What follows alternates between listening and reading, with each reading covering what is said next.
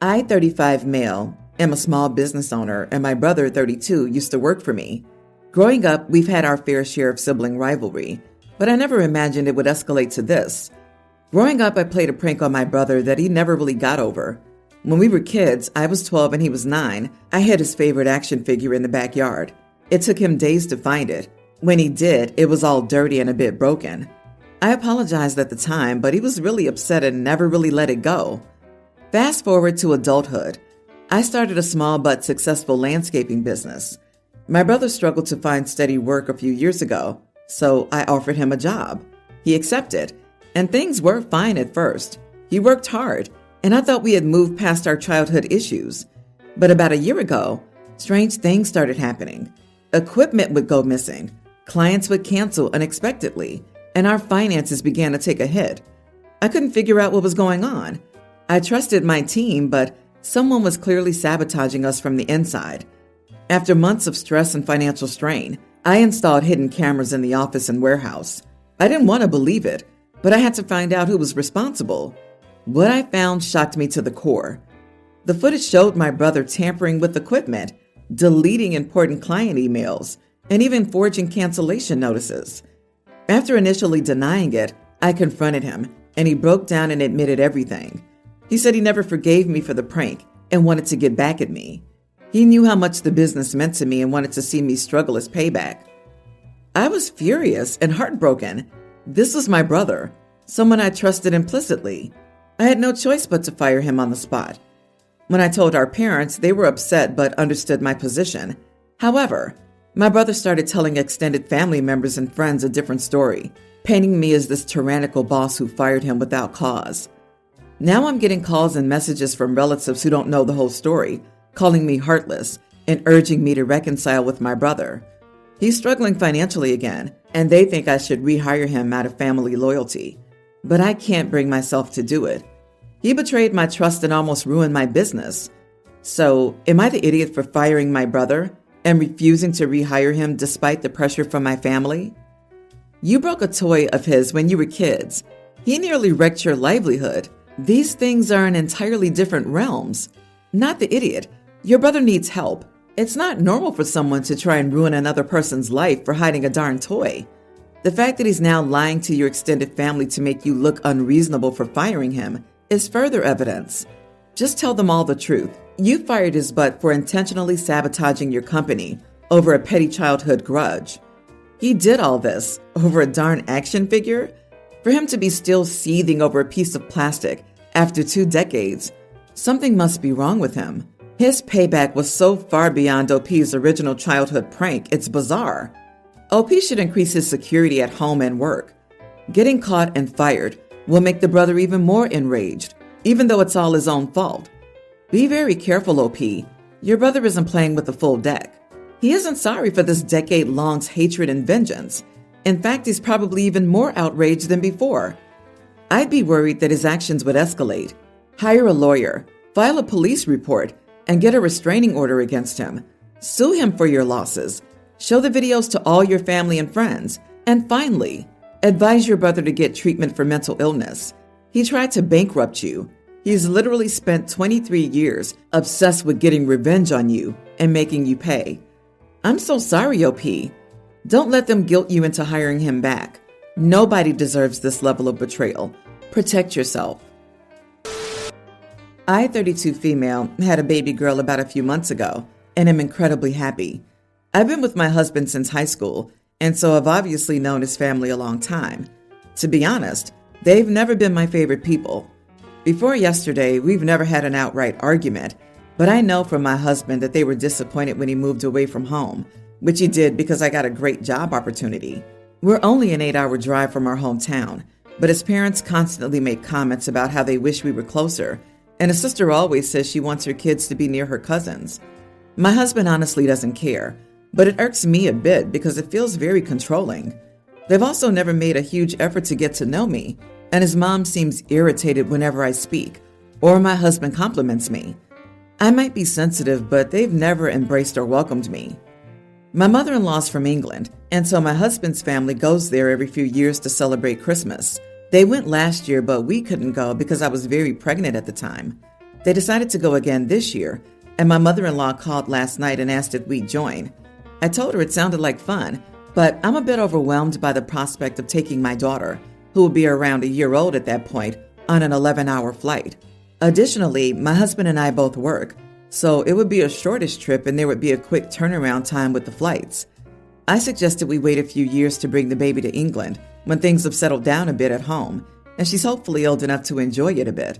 This deeply upset my mother-in-law because she apparently really wanted her sister, who's lovely, to meet my daughter.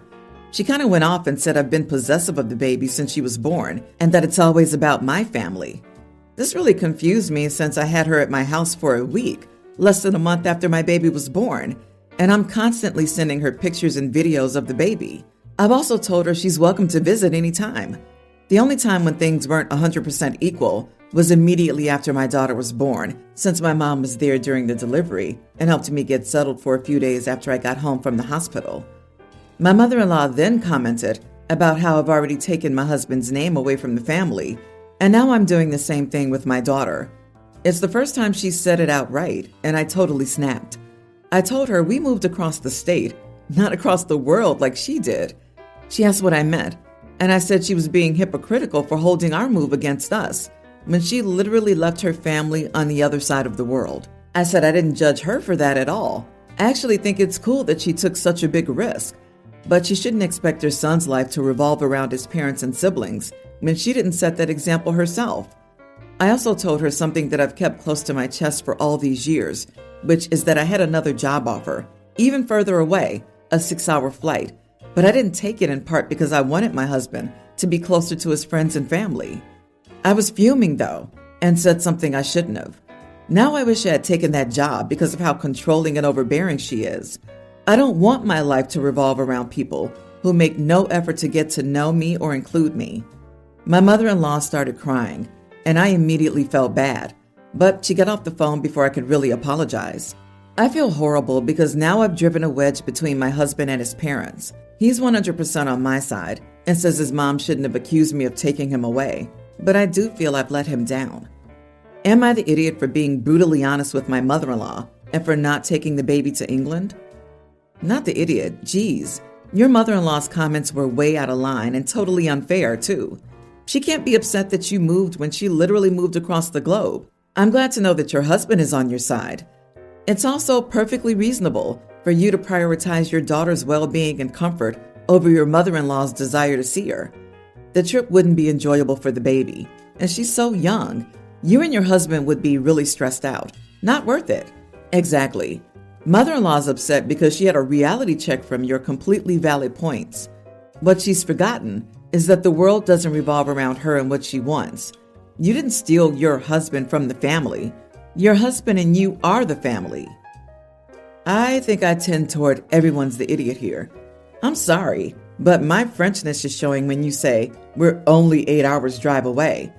An 8-hour drive is literally the other side of my country.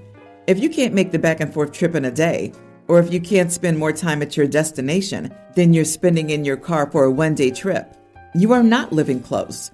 You could have moved further away, but you're already not close to your hometown, and you need to acknowledge that rather than pretending otherwise. My mother babysat almost all the grandkids 3 times a week in the summer. I am very grateful she does this, as it saves us a ton of money. In total, she watches about 7 kids, and one of those kids is my middle son, Jamie. Jamie is a lot sometimes. He's 8 years old, and compared to his younger sister, he's less behaved. My mother's talked to my wife and me multiple times about him. She's done recommended timeouts. Overall, he doesn't behave much better after them. We've both talked to him about it, but no improvement. This is the issue. My mom is going to take all the kids to the pool with my dad. Jamie would not stop goofing around. He would run around, grab the other kids' pool stuff, and be loud and annoying in general. My mom told him that if he didn't stop, no one would be going to the pool. He didn't stop, and she held true to her word. The rest of the day, all of the kids were mad at him. I picked them both up, and she informed me about what happened. Mom told me he behaved the rest of the day after that. Jamie was very upset about no one liking him. The kids basically ignored him. Even my youngest was angry at him. My mother told me that he needs to learn how his actions affect other people, and I agree with her. I'm 100% fine with her using social dynamics to get him to behave. It also seemed to work. She plans to take the kids to the pool on Friday. I told my wife what happened, and she was angry that my mother did this. We had an argument, and she thinks I'm being a huge jerk for agreeing with my mom. Not the idiot. Your wife is going to raise a brat if she has her way, and her darling child is likely to be even more alone if his behavior isn't corrected. You're not required to side with your wife simply because you're married to her, especially in a private argument. It was brilliant punishment, to be honest, and you can't argue with the results. Peer pressure is a powerful tool. It keeps adults' behavior in check as well, and part of every parent's task is to figure out how to motivate their children. Timeouts might work for some children, but certainly don't work for your son. Now you know what does work. My daughter's been dating this guy for a couple of months. One day, he was going to hang out, watch movies, and have pizza. We ordered extra pizza to ensure we'd have enough for him, and as soon as I got home with it, he walked out without even saying goodbye, which we thought was rude. On another occasion, we invited him to a restaurant to celebrate a special event for my daughter. He ordered food but didn't eat and spent most of the dinner in the bathroom. Finally, we spent the day out with him and stopped for food. We were all famished. I encouraged him to order something, my treat, along with everyone else, and he refused. Then he just sat there awkwardly, watching everyone eat. It made me very uncomfortable because I don't like people watching me eat. I told my daughter that I think he's been rude, but she likes him, and she thinks his behavior is no big deal. A little while later, my daughter informed us that he had an issue eating in front of people. So I say, well, that's fine, but then he doesn't need to hang around at meal times because it makes me uncomfortable eating in front of someone who isn't eating with us. Now my daughter's mad that I'm discriminating against his disability, and I wouldn't treat someone else like that if they had a disability. Am I the idiot for not wanting him around at mealtime? Good luck to that dude, because that sounds like a horrible way to live. I think not the idiot because he ordered the food at the special event.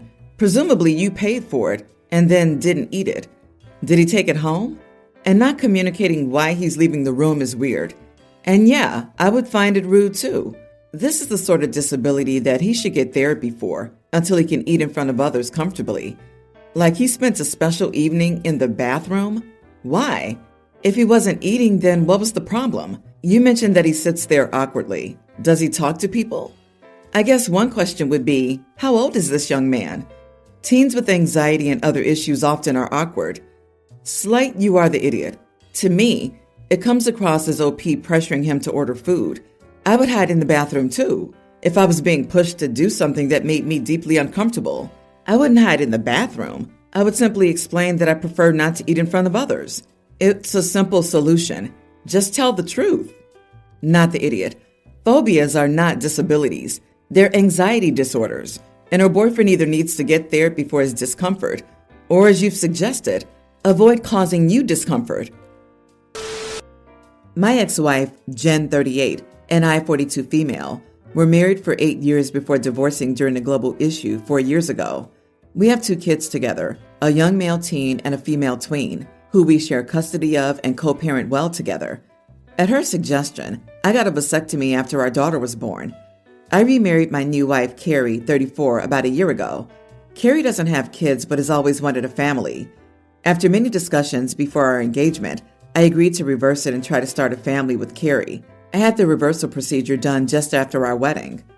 Carrie and I found out about a month ago that she's pregnant. She's currently about 15 weeks along. We have not told anyone about the pregnancy until recently. I wanted to wait until I had an opportunity to tell my kids in person that they would have a younger sibling. Now that they're done with school, I had that chance this past weekend. Both of my kids were very excited and happy to hear the news. They get along great with Carrie and are excited to have a new baby brother or sister. After I told the kids, they wanted to call their mom and tell her about it too. I was a little apprehensive because I didn't know how Jen would react, so I tried to convince them to let me tell her first, but my son ended up telling her via text before that. A few minutes later, Jen texted me back, basically asking me WTF I was thinking. I texted her back, saying that I would prefer not to have this conversation over text and asking if she was free for a chat. She said she wasn't and sent a flurry of text asking me a bunch of questions. I again told her I'd prefer to have this conversation in person or on the phone. She finally called me later that night and was not happy. She told me that I should have told her I reversed my vasectomy so that she could talk to our kids about it. I told her that my body and my life with Carrie is not her business, and that neither of our kids even know I had it, let alone know what it is. I've never told them I've had one, so why would I tell them I reversed it? She told me that since this would have a huge impact on our kids' lives, I should have told her about it first. She said that it's her business when it directly impacts our kids. I told her that it's my body and that my health choices are of no concern to her anymore. The conversation started getting heated, and I ended the call before things went too far. Jen has since calmed down and sent a text congratulating Carrie and me, but she still maintains that I should have notified her of my decision to reverse my procedure before things got to a point where Carrie was pregnant. She thinks that she had a right to know since it'll impact our kids. I think she has no right to any information regarding what I decide to do with my body, unless it's life-threatening. My marriage and life with Carrie is not information that my ex-wife has any right to. Not the idiot. I agree with you. Your body, your business. Once the divorce was final, she lost all right to lecture about your choices. As far as the kids go, you're their dad and have as much say in their lives as she does. She doesn't have to like it, but it's really none of her business. I disagree. OP, you're a massive idiot for not telling your vasectomy reversal news to your ex, your kids, me, your boss, your neighbors, the postal delivery utility workers at your home, your third grade teacher, etc. In fact, I'm appalled you didn't hold a State of the Sausage address on your social media. I mean, would it have been that difficult for you to show some consideration for us? We all signed up for your Scrote Watch alerts. Seriously, she signed divorce papers divorcing you 4 years ago.